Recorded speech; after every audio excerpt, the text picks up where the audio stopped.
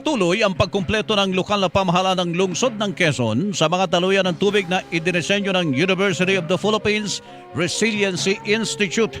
Kasunod ito ng pagbaha sa malaking bahagi ng Quezon City noong Sabado dulot ng malakas na pagulan.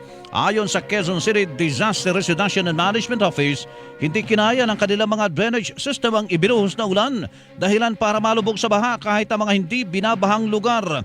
Dahil dito puspusa na ang pagpapagawa sa mga daluyan ng tubig na kabilang sa Drainage Master Plan kung saan nagpapatayo ng aabot sa 160 water detention basin na layuning mag-impact ng tubig tuwing malakas ang ulan. Nakita po talaga natin yung need po talagang paigtingin po yung preparedness at saka yung ating infrastructure improvement para po sa areas na ito. Ang tinig ni Maria Bianca Perez, Epe ng Quezon City Disaster Residential and Management Office.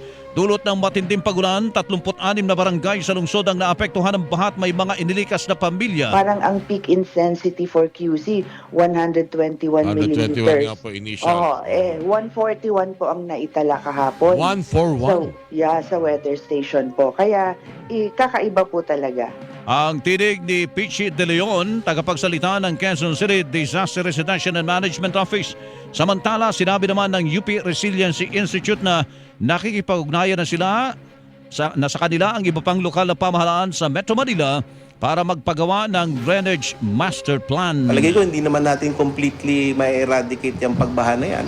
But we can adapt, we can lessen it, and make it tolerable so that we can live with nature. Ang tinig ni Dr. Alfredo Maharlagmay, Executive Director ng University of the Philippines Resiliency Institute.